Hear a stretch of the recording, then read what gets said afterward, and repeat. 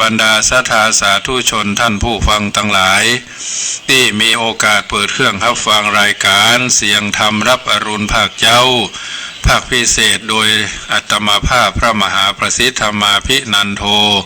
วัดจังกำตำบลมะกอกอำเภอป่าซางจังหวัดลำพูนก็ได้น้อมนำเอาธรรมะสาระอัตถธรรมคำสอนในทางพระพุทธศาสนาซึ่งได้ห้ำเฮียนมาครูบาอาจารย์ได้สั่งสอนแนะฮือธรรมนำฮือคิดสาธิตที่นำไปประพฤติปฏิบัติและตำรับตำลาว่าไว้ก้อนใกล้ตั้งใจค้นคว้าหามาอู้มาจ๋า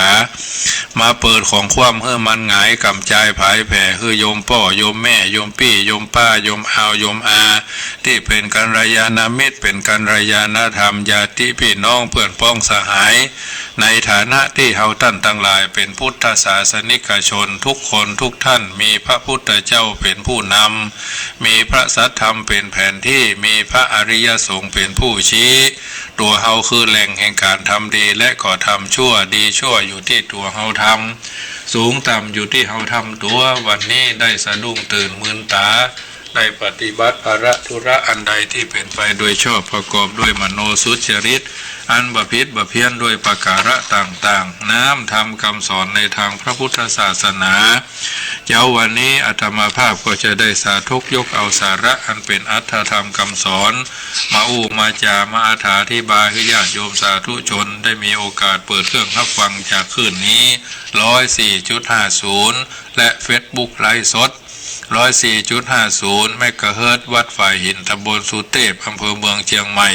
เป็นวิทยุเพื่อการศึกษาพระพุทธศาสนาและวัฒนธรรมในทางพระพุทธศาสนาช่วยกันเผยแผ่เอาน้ำทำคำสอนในทางพระพุทธศาสนาเป็นบังกะละแก่ตัวแก่ตนญาติโยมสาธุชนได้ยินได้ฟังก็นำไปเป็นเครื่องพินิจพิจารณา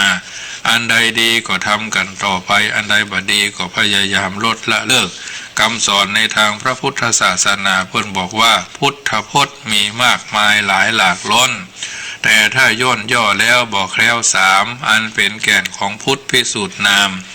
หากทำตาม3ข้อนี้มีทุกคนดีที่1ผ่านความชั่วทั่วทุกอย่างดีที่2สรรสร้างอบรมบ่มกุศลดีที่3ทำให้ดวงใจใสทุกคนตัวมวลชนต้องได้รับกับผลดีญาติโยมสาธุชนท่านผู้ฟังทั้งหลายพระธรรมในทางพระพุทธศาสนาคือคำสอนคือกฎที่ถูกต้องตามที่เฮาท่านทั้งหลายได้ฮู้ได้เข้าใจ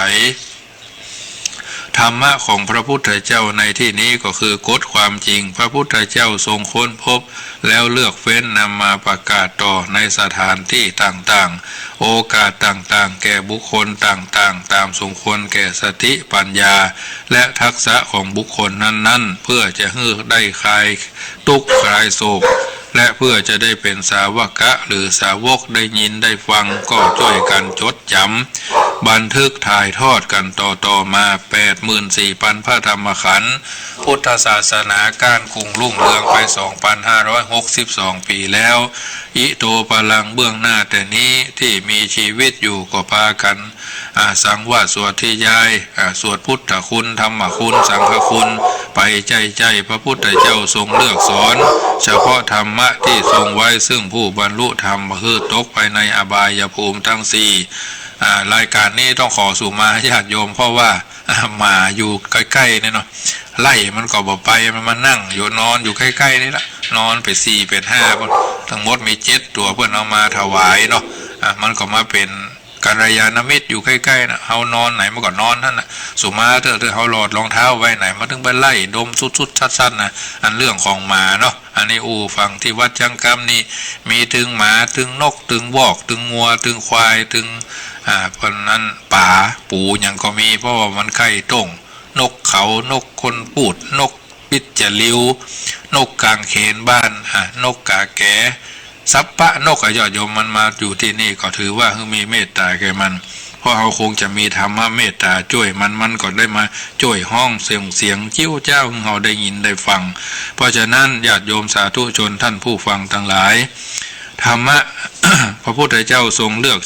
สอนเฉพาะธรรมที่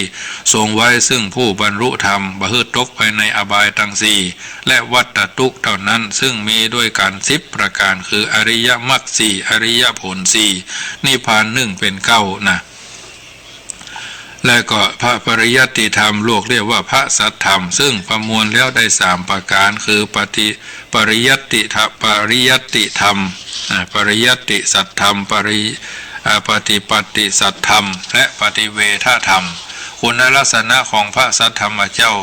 พระพุทธบริษัทต่างหลายต่างก็พากันนำมาสาธยายสังวาสวดยายจำเริญกันอยู่ตลอดเวลา 2,560 กว่าปีแล้วว่าสวากขาโตภควตาธัมโมสันทิฏฐิโกอากาลิโกเอหิปัสสิโกโอปนะยิโกปัจจตังเวทิทโพวินยูหิและแต่ละบทมีความหมายคือสวากขาโตพระธรรมเป็นธรรมที่ทรงไว้ตัดไว้ดีแล้วสมบูรณ์ทั้งอัตและพยัญชนะที่ดีพร้อมทั้งเบื้องต้นท่ามกลางและที่สุด มัชเชกันลายานังปริโยสาอาทิกันลายานังมัชเชกันลายานังปริโยสานะกันลายานังและในที่สุดคุณธรรมข้อนี้ก็หมายถึงพระปริยัติธรรมสันทิฏฐิโกเป็นธรรมที่ผู้ศึกษาและปฏิบัติพึงหันได้ด้วยคุณธรรมของพระองค์เองคือหมายถึงโลกุตตรธรรมทั้ง9อากาลิโกเป็นธรรมที่ปฏิบัติได้และให้ผลได้ ทันทีขณะนั้นเลยทีเดียวโดยบ่ต้องรอเวลาอย่างใดอย่างหนึ่งคุณธรรมข้อนี้หมายถึงมรรคจิตสี่เอหิปัสสิโกเป็นธรรมที่ให้ผลได้อย่างแท้จริงจนสามารถพิสูจน์ได้แจ้งแก่ตนทำพิสูจน์ได้คุณธรรมข้อนี้หมายถึงโลกุตตรธรรมทั้ง9โอปนะยิโกเป็นธรรมที่ควรน้อมเข้ามาใส่ตัวและทำให้แจ้งแก่ตนหมายความว่าควรบำเพ็ญให้เป็นไปเกิดมรรคจิตภรจิตก็จักแจ้งและถึงพระนิพพานปัจจตังเวทิตโพวินยูหิเป็นธรรมที่ผู้รู้ก็รู้ได้เฉพาะตนอย่างเฮาทำชั่วเนี่ยเฮาก็หู้ใจแก่ตัวเฮาทำดีเฮาก็ทำได้หู้แก่ตัวเฮาว่ามรรคเฮาเจริญผลเฮาเจริญนิโรธเฮาแจ้งแล้วเป็นการหู้โดยประจักษ์แจ้งด้วยตนเองทีนี้พระปริยัติสัทธรรมก็คือคำสอนในพระไตรปิฎกทั้งหมดได้แก่พระธรรมวินัยพระธรรมวินัยที่พระอรหันตสาวกได้รวบรวมไว้ในพระไตรปิฎกแยกเป็น9ประเภทเรียกว่านวังคะสัตถุศาสตร์คือสุตตะแปลว่าได้คือพระสูตรที่ร้อยเรียงเรื่องราวนำมาผูกเรียงร้อยเข้าด้วยกันได้แก่อุปโตวิพังนิเทศขันธกะปริวารและสูตรต่างๆหมายถึงกฎคือหัวข้อธรรมะสั้นๆมีตอนเดียวจบและมีความสมบูรณ์ในตัวมักจะเอาเฉพาะพระปาติโมกข์คาถาก็คือคำสอนเป็นประเภทที่อยู่ในรูปบทร้อยกองเช่นเถระกาถาเทรีกาถาธรรมบทและกาถาที่มาเรียกว่าสูตรสมัยพุทธกาลพระพุทธเจ้าทรงยกย่องพระวังคีสะเถระว่าเป็นเลิศในด้านกวีนิพนธ์เป็นผู้กล่าวกาถาได้ดีมีเสียงไพเราะอีก2ท่านก็คือพระโสนกุติกันนะและพระอุบาสิกานันตมาตา3ไคยะแปลว่าคับสวดการสวดทำนองคล้ายกับคาถาเป็นคำสอนที่มีอยู่ในรูปของร้อยแก้วและร้อยกองในเรื่องเดียวกันบทร้อยกองมักจะแทรกอยู่ในตอนกลางหรือตอนท้ายของส่วนที่เป็นร้อยแก้วไวยาการณะเป็นคำสอนที่มีลักษณะเป็นคำตอบหมายถึงพระอภิธรรมปิฎกทั้งมวลทั้งหมดซึ่งมีร้อยกองปนและพุทธพจน์ในลักษณะอื่นไม่สงเคราะห์เข้าในองค์อีก8อย่างจัดเข้าในไวยาการณะทั้งสิ้นอุทานร้อยคำที่เปล่งออกมาด้วยความประทับใจที่ได้หันสัจธรรมบางอย่างอันเป็นภาวะที่น่าอัศจรรย์หรือทำให้เกิดประจักษ์ชัดในความจริงของชีวิตออกมาทั้งในรูปร้อยแก้วและร้อยกองทั้งที่เป็นคำอุทานของพระพุทธเจ้าเพิ่นบอกว่าสาวกของเช่นอัญญา สิวะตะโพโกนดัญโยโอนดัญญะได้รู้แล้วหนอเป็นต้นอิติวุตตกะก็คือคำสอนของพระพุทธเจ้าที่เป็นสาวกได้ยกขึ้นอ้างเพื่อความเชื่อมั่นเป็นหลักเป็นฐานเช่นในมหาหัตถิปะโทปมะสูตรพระสารีบุตรแสดงเรื่องปฏิจจสมุปบาทในตอนท้ายท่านยกเอาพุทธพจน์ขึ้นมาอ้างแล้วสนับสนุนเชื่อมั่นเจ็ดชาดกเรื่องในอดีตชาติของพระพุทธเจ้าจะทรงยกขึ้นมาอธิบายประกอบในกรณีที่มีผู้ทูลถามหรือเป็นเรื่องเกิดขึ้นในสมัยพุทธกาลชาดกมีถึงหมด547เรื่องประการต่อมาอภูตธรรมคำสอนน่าอัศจรรย์3ประการคือธรรมะที่เป็นสัจจะเป็นธรรมที่น่าอัศจรรย์ใจจึงมักจะเปล่งว่าวาจาสรรเสริญว่าอัจฉริยังอภุตตังพันเตยาวะสุภาสิตังอีทังข้าแด่พระองค์ผู้เจริญเทศนานี้เป็นสุภาษิตเป็นสิ่งน่าอัศจรรย์เรื่องที่น่าอัศจรรย์เกี่ยวกับพระพุทธเจ้าเช่นพระมารดาประสูติพระองค์ประทับยืนบ่ได้นอนคลอดเหมือนหญิงทั่วไปหลังจากประสูติแล้วก็สามารถดำเนินไป7-9แล้วทรงเปล่งพระสุรสีหนาถว่าพระองค์ทรงบังเกิดมาเพื่อประโยชน์ของมหาชนเป็นต้นนะเรื่องที่พระพุทธเจ้าทรงสรรเสริญ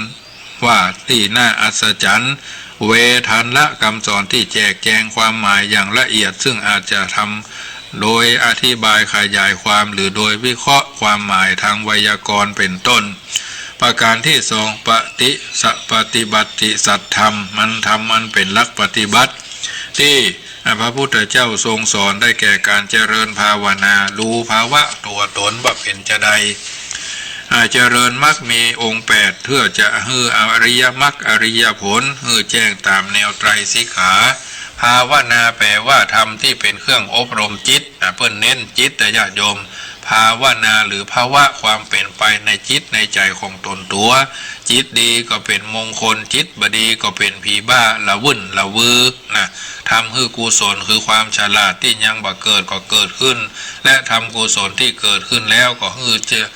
ลวกฮือแหลมฮือแซวฮือสามารถเจริญยิ่งขึ้นไปเป็นการปรารภความเพียรอันเป็นที่ตั้งของความสุขพิเศษคือความสุขในฌานและความสุขในมรรคผลมีอยู่2แบบสมถภาวนาคือการฝึกอบรมจิตให้เกิดความสงบเป็นสมาธิเมื่อจิตตั้งมั่นแน่วแน่แล้วอยู่กับอารมณ์สมถะอารมณ์ใดอารมณ์หนึ่งจนเป็นเอกคตาอารมณ์เอกคตารมณ์เป็นเกิดเป็นฌานหรือฌานะเพื่อทำให้สมบูรณ์ครบถ้วนในฌานเกิดเป็นสมาธิหรือเป็นสมาบัติ8ผลของการเจริญสมาบัติสมบูรณ์คือเกิดอภิญญา5เรื่องนี้เป็นเรื่องละเอียดอ่อนญาติโยมไผที่บ่เคยฝึกวิปัสสนาอาจจะงงอาจจะบ่เข้าใจเพราะสิ่งเหล่านี้มันทำให้จิต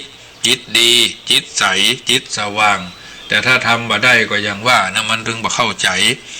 ฌานะหรือญาณแปลว่าการเพ่งภาวะจิตที่เพ่งอารมณ์จนแนบแน่นมี2ลักษณะ1อาลัมมณูปนิสสฌานการเพ่งอารมณ์แบบสมถะได้แก่ฌานสมาบัติลักขณูปนิสสฌานการเพ่งพินิจคือหันไตรลักษณ์อนิจจังทุกขังอนัตตาตามแบบวิปัสสนาในกรณีนี้แม้มรรคผลก็เรียกว่าฌานได้เพราะเพ่งลักษณะที่เป็นบุญเป็นสุญญตาของนิพพานพ่องที่อาตมาภาพได้สาธกยกขึ้นมานี้เป็นเรื่องของการศึกษาพระปริยัติธรรมเป็นชั้น ศีลสมาธิปัญญาทานศีลภาวนาเป็นเรื่องของการศึกษาพระปริยัติธรรมบ่ได้ว่าไปเรื่อยมีที่ไปที่มาเพราะว่าเรียนพระวินัยพระสูตรพระอภิธรรมเรื่องเหล่านี้เป็นเรื่องละเอียด4 ปี5 ปี2 ปี3 ปี7 ปี8 ปีก็ยังบ่ละเอียดเตื้อแต่เป็นหลักการหลักเกณฑ์หลักแหล่งและก็หลักธรรมน้อมนำเอาส่วนหนึ่งที่สาธกหรือยิบยกคือญาติโยมฟัง บ่ได้เอาบะเป้ามาขายสวนบ่ได้เป็นเน้นสอนสังฆราชเป็นคำสอนที่ห้ำที่เฮียนมาด้วยความรู้ความสามารถและอย่าลึกบันทึกเอาไว้ครูบาอาจารย์ท่านแนะท่านนำเป็นตำรับตำราเพราะว่าการห้ำการเฮียนมีครูบาอาจารย์มีตำรับตำราและก็ศึกษาแล้วเอามาโยนิโสมนสิการคือพิจารณาถี่ถ้วนคือแยบคายคือละเอียดอ่อนคือเข้าใจคือเข้าในกระดูกดำประการต่อมาอารามณูปนิสสฌานภาวะที่จิตสงบนิ่งอันเนื่องมาจากการเพ่งอารมณ์ฌานแบ่งเป็นสองรูปฌานและอรูปฌานรูปฌานคือการเพ่งรูปธรรมเป็นอารมณ์มีสี่ระดับตามที่อารมณ์ปาณีตขึ้นไปตามลำดับปฐมฌานทุติยฌานตติยฌานจตุตถฌานสองอรูปฌานก็คือการเพ่งอรูปธรรมเป็นอารมณ์มีสี่ระดับคืออากาสานัญจายตนะญาณหรือฌานวิญญาณัญจายตนะฌานอากิญจัญญายตนะฌานและเนวสัญญานาสัญญายตนะฌานอันนี้ก็คือเรื่องของอารมณูปนิสสฌานสมาบัติก็เข้าถึงแปลว่าการเข้าถึงนะไม่ใช่สมบัตินะสมาบัติแปลว่าเข้าถึงคือการเข้าถึงสภาวะสงบปราณีตที่เพ่งเข้าถึงโดยทั่วไปหมายถึงการบรรลุฌานสมาบัติมีอยู่3ประเภทคือญาณฌานสมาบัติการเข้าถึงอารมณ์การเข้าถึงอารมณ์ฌานหรือการเข้าอยู่ในฌานจิตเพื่อหนีทุกขเวทนาโดยปราศจากเสวยฌานสุขมีความอิ่มใจหรือความวางเฉยอยู่ในอารมณ์นั้นตราบเท่าเวลาที่ตนอธิษฐานไว้ได้แก่รูปฌานสี่และอรูปฌานสี่ส่วนแห่งสมถะภละสมาบัติก็คือการเข้าถึงอริยผลนิโรธสมาบัติก็เข้าถึงดับสัญญาความหมายรู้และเวทนาความเสวยอารมณ์ซึ่งทั้งหมดรวมอยู่รวมจิตและเจตสิกอื่นๆพร้อมทั้งที่เกิดขึ้นมาโดยเฉพาะนิโรธสมาบัตินี้มีเฉพาะพระอนาคามีและพระอรหันต์ทั้งหลายเป็นต้นซึ่งเป็นรายละเอียดที่จะอู้วันนี้มันก็บรรจบญาติโยมสาธุชนท่านผู้ฟังทั้งหลายอธิษฐานบ่คือบริขารและร่างกายท่านเป็นอันตรายนะนี่เกี่ยวกับการพิจารณานอกจากนี้ก็คือการเข้านิโรธสมาบัติของพระอริยบุคคลสมัยพุทธเจ้าต้องทำบุพกิจ4อย่างเหตุก่อนจะเข้านิโรธนี่ล่ะ1อธิษฐานก็คือบริขารร่างกายของท่านเป็นอันตราย2อธิษฐานขอให้ออกจากฌานได้โดยบ่ต้องมีไผมาห้องเมื่อพระสงฆ์ต้องการพบท่านเมื่อสงฆ์ต้องการพบท่าน3อธิษฐานขอออกจากฌานได้โดยบ่ต้องมีไผมาห้องเมื่อพระพุทธองค์ทรงมีพระประสงค์จะพบท่าน4พิจารณาอายุของท่านว่าจะอยู่ได้ครบ7วันหรือไม่ถ้าอยู่ครบก็อธิษฐานกำหนดเวลาเข้าถ้าอยู่บ่ครบ7วันท่านก็กำหนดเวลาเข้าคือน้อยกว่า7วันอันนี้ก็คือนิโรธอภิญญาก็แปลว่าความรู้ยิ่งหมายถึงความรู้วิเศษที่เหนือกว่าปกติธรรมดามันมีหลายอย่างที่จะต้องพิจารณานอกจากการเจริญสมถภาวนาอย่างสมบูรณ์มี5ประการก็คืออิทธิวิธีความรู้ที่แสดงฤทธิ์ต่างๆทิพพโสตะความรู้ที่ทำให้มีหูทิพย์เจโตปริยะปัจจิเจโตปริยะฌานหรือญาณที่ทำให้กำหนดหูใจคนอื่นบุเพนิวาสานุสตินญาณที่ทำให้ระลึกชาติได้ที่พระจักษุความเป็นผู้มีหูทิพย์ตาทิพย์เป็นต้นประการต่อมาก็วิปัสสนาภาวนาการฝึกอบรมปัญญาเกิดความคุ้นเคยหู้แจ้งในขันธ์ห้าหรือรูปตามความเป็นจริงว่าไม่เที่ยงมีสภาวะทนได้ยากที่ไม่ใช่สัตว์บุคคลตัวตนบังคับบัญชาไม่ได้เป็นการปฏิบัติให้เกิดญาณรู้แจ้งอริยสัจสี่เรียกว่าญาณก็คือปัญญาแปลว่าความรู้อย่างแจ่มแจ้งความเห็นแจ้งความรู้ดีในคัมภีร์วิสุทธิมรรคอันเป็นหลักสูตรปริญญา7ปริญญา8ปริญญา9ได้แสดงลักษณะแห่งญาณเอาไว้ว่าญาณมีการตรัสรู้ภาวะแห่งธรรมเป็นลักษณะมีการกำจัดเสียซึ่งความมืดคือโมหะอันปิดบังสภาวะธรรมทั้งหลายเป็นรสมีความหมายลงเป็นผลส่วนสมาธิจะเป็นประทัดฐานคือเหตุใกล้ของญาณนั้นว วิปัสสนาญาณคือปัญญาอย่างรู้อย่างหันโดยประการะต่างๆในสภาวะลักษณะของรูปและนามความเป็นจริงสภาวะธรรมทั้งหลายไม่เที่ยงเป็นทุกข์เป็นอนัตตาบ่ใช่ตัวบ่ใช่ตนวิปัสสนาจัดเป็นฌานประเภทที่เพ่งลักษณะอารมณ์รูปนามดังคัมภีร์อรรถกถาอธิบายว่าวิปัสสนาอนิจจาทิลักขณัสสะอุปนิสสชานะโตลักขณูปนิสสชานังวิปัสสนายะกิจจัสสะมัคเคอชันอัจเชนอัจชันโตมัคโคลักขณูปนิสสชานังภะลังปะนะนิโรธสัจจังอรักตะรัตตะทารักขณังอุปนิสสชายติติลักขณูปนิสสชานังเป็นต้นอันนี้ก็คือเรื่องของการเจริญวิปัสสนา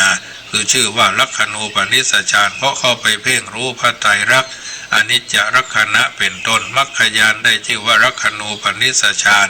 เพราะผู้ทำให้คิดแจ้งไตรลักษณ์ของวิปัสสนาญาณสำเร็จลงส่วนผลละญาณได้ชื่อว่าลักขณูปนิสสฌานเพราะเข้าไปรู้แจ้งลักษณะอันแท้จริงของนิโรธเป็นต้นอันนี้ญาติโยมสาธุชนท่านผู้ฟังทั้งหลายและมันก็จะแจกแจงแยกแยะไปเป็นเรื่องเป็นช่วงต่อไปอาทิศีลสิกขาอาทิปัญญาอาทิจิตตสิกขาเนี่ยรายละเอียดย่อยลงไปแถมซึ่งอาตมาภาพก็จะก้อนใกล้ตั้งใจมีเวลาก็จะได้เอาเวลาเหล่านี้มาสาธุยกคือผู้ให้ญาติโยมสาธุชนได้ยินได้ฟังเป็นลำดับเพราะฉะนั้นน้ำทำคำสอนเป็นเรื่องละเอียดมากจะวันเดียวจะว่าวันเดียวจะเข้าใจวันเดียวบ่ได้จะต้องใจดุลพินิจวิจารณญาณของแต่ละคนแต่ละท่านอย่างน้อยๆเราศึกษาเรื่องของพระพุทธคุณพระธรรมคุณพระสังฆคุณเข้าใจคุณพ่อคุณแม่คุณครูบาอาจารย์บ่ฮื้อหนีไปจากทานศีลภาวนาเฮาก็จะเข้าสู่นิพพานนิพพานคือการออกจากป่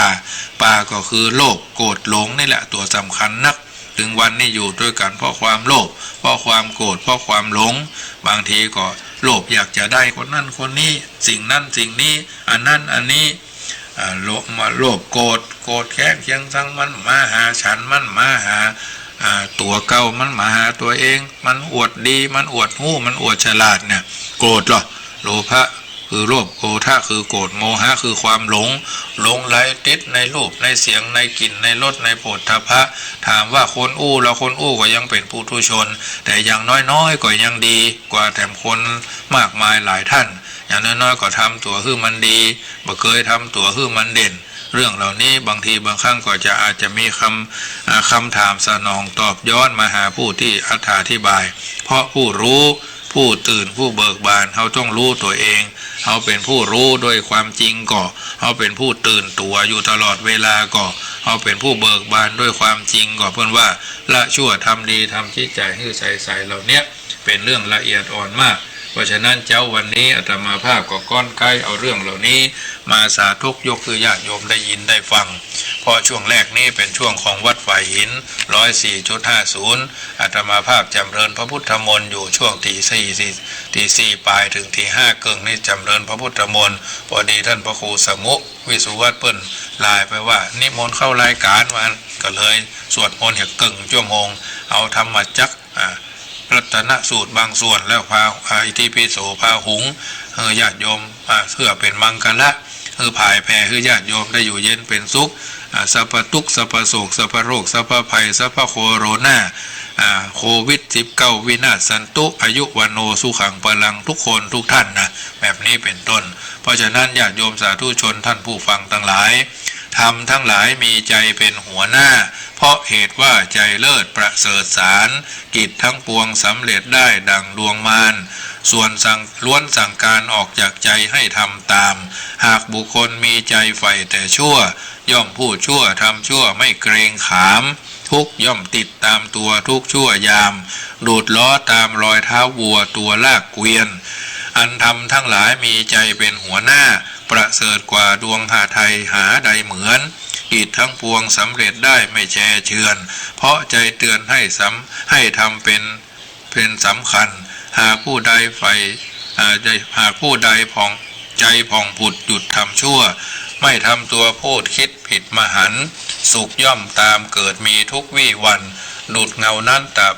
มตัวทุกชั่วยามอันนี้เป็นต้นญาติโยมสาธุชนท่านผู้ฟังทั้งหลายเฮาท่านทั้งหลายได้เกิดมาเป็นชาวพุทธมาพบพระพุทธศาสนา